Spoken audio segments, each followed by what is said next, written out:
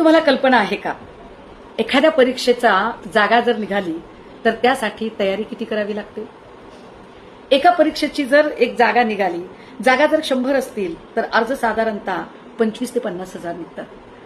आता हे 25 ते 50 हजार अर्ज जेव्हा भरले जातात तेव्हा सगळ्याच मुलांना काही याच्यामध्ये अजिबात क्लासेसची फीस भरणं शक्य नसतं किंवा त्यांना पुण्या मुंबईसारख्या ठिकाणी येऊन स्पर्धा परीक्षेची तयारी करणं शक्य नसतं. पण तरी सुद्धा एका परीक्षेची तयारी करताना किमान 1000 रुपये ते 1200 रुपये तर त्याला परीक्षेचं सरकारी चलन भरावं लागतं. त्यानंतर घरच्या घरी जरी तयारी करायची म्हटलं तरी किमान 1,500 ते 2,000 रुपयाची त्याला पुस्तकं विकत आणावी लागतात. इथेच झाले त्याचे जवळपास 3,500-4 हजार रुपये. परीक्षा गावात होत नाही, ती जिल्ह्याच्या ठिकाणी होते. जिल्ह्याच्या ठिकाणी परीक्षेला जायचं तर 1000 रुपये त्याच्या पदराशी असावे लागतात. म्हणजे एका परीक्षेपोटी त्याचे खर्च झाले ते 5,000 रुपये. हे 5,000 रुपये सगळ्या गरीब कुटुंबांना शक्य असतात का? तर अजिबात नाही. मग कुणाचा बाप दारं धरतोय, कुणाचा बाप शेती करतोय, कुणाचा बाप दुसऱ्याच्या शेतावर मोलमजुरी करतोय, हमाली करतोय, रिक्षा चालवतोय, टपरी चालवतोय, वाटेल ते कष्ट करतोय.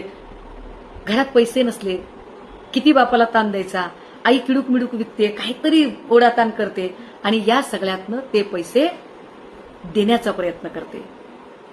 एवढं सगळं साहित्य त्या लेकराला मिळालं की लेकरू डोळे फोडून अभ्यास करतं, रात्रंदिवस एक करतं. आता परीक्षेचा पेपर द्यायला जातं, आई बापाला वाटते की आपले पांग फिटणार आहेत, सगळं काही चांगलं होणार आहे. पेपर देऊन आलं, पोरगं सुद्धा या आनंदात असतं की मी पेपर चांगला सोडवलेला आहे. रात्रभर पोरगं स्वप्न बघत झोपी जातं.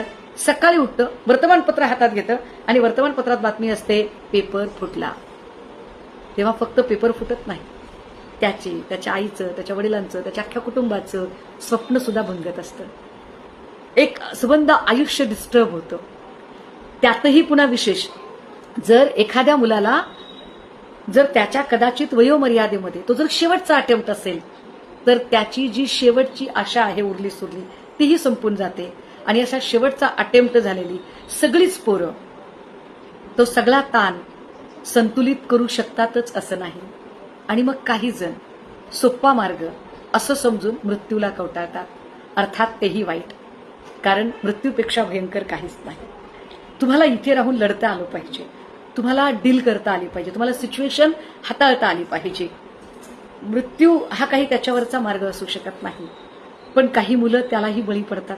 एका नीटच्या परीक्षेमध्ये 22 पोरांनी आत्महत्या केली. आजच पुन्हा एकदा अहिल्यानगरच्या सांगले नावाच्या विद्यार्थिनीने आत्महत्या केली. 2 दिवसापूर्वी मी टीईटीच्या परीक्षा फुटीबद्दल बोलले होते, पेपर फुटीबद्दल. 8 महिन्यापूर्वी मृदा जलसंधारणचा पेपर फुटला. काल मी ड्रग्ज इन्स्पेक्टरच्या परीक्षेबद्दल आणि पेपरबद्दल बोलत होते. MSCETचे जे अनेक परीक्षा होत आहेत त्या परीक्षांमधले जे पर्सेंटेज आणि पर्सेंटाईलचा जो घोळ घालून ठेवलेला आहे तो अजून भयंकरच आहे. हे सगळं का होतंय आणि कशासाठी होतंय? एखादा पेपर फुटल्यावर मग काय करायचं? आणि मग तो पेपर लीक झाला, कोणी केला तर त्याला 10 वर्षाची शिक्षा, 10 कोटीचा दंड. हे तुम्ही पेपर लीक केल्यावरचं बोलताय.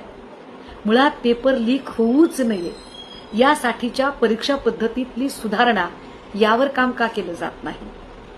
हा प्रश्न का कुणालाच पडत नाहीये की हे जे बहुपर्यायी प्रश्न पद्धती आहे, वस्तुनिष्ठ प्रश्न पद्धती आहे, याच्यामधल्या ज्या मार्कशीट आहे, ज्या आन्सर शीट आहेत, त्याचे एकूण त्याच्या तपासणीसाठी, ह्या सगळ्या प्रक्रियेसाठी जी पद्धत वापरली जाते आणि त्यासाठी ज्या सॉफ्टवेअर कंपनीज वापरल्या जातात, या सॉफ्टवेअर कंपन्या पुन्हा पुन्हा त्याच कंपन्या काय येतात?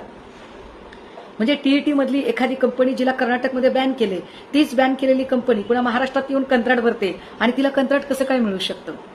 त्या टीईटीमध्ये ज्या ज्या लोकांवर आरोपपत्र ठेवलंय, गुन्हा दाखल झालाय, त्यातलाच एखादा गुन्हेगार बाहेर पडतो, भाजपमध्ये प्रवेश करतो आणि पुन्हा एकदा तोच आरोपी म्हणून मृदा जलसंधारणमध्ये सापडतो. हे नेमकं काय आहे गणित? क्लासेसमधून एखाद्या क्लासेसच्या नोट्स असतात, त्या नोट्समधल्या प्रश्नांचा क्रम असेल, त्याच्यातले पर्याय असतील, त्या पर्यायांचा क्रम असेल, यातली कुठलीही चूक न होता ऍज इट इज प्रश्नपत्रिकेत कसे काय येतात? बरं, थोडके नाही, 5 प्रश्न 10 प्रश्न नाही, 70 80 प्रश्न जर येत असतील तर हा योगायोग निश्चितच नाही. मग नेमकं घडतं काय? प्रश्नपत्रिकेत आलेले प्रश्न त्याच क्रमाने क्लासेसच्या नोट्समध्ये छापले जातात का?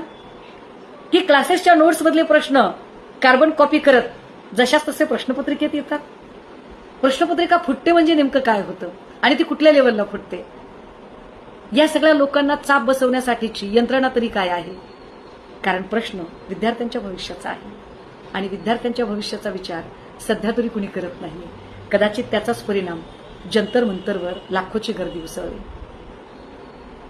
दादा हो, माझा हेतू पक्षीय राजकारणाच्याही पुढे जाऊन कुणाबद्दलही व्यक्तिगत द्वेष न बाळगता इथल्या विद्यार्थ्यांचं आयुष्य आणि भविष्य सुधारणे हा आहे.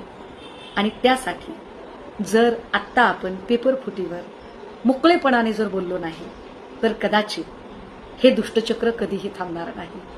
त्यामुळे या पेपर फुटीच्या संदर्भाने नेमकं काय केलं पाहिजे, परीक्षा पद्धतीतल्या सुधारणा कशा असाव्या, या सगळ्यांवर तुम्ही सुद्धा मत मांडणं आवश्यक आहे. तुमचं मत नक्की मला कळवा.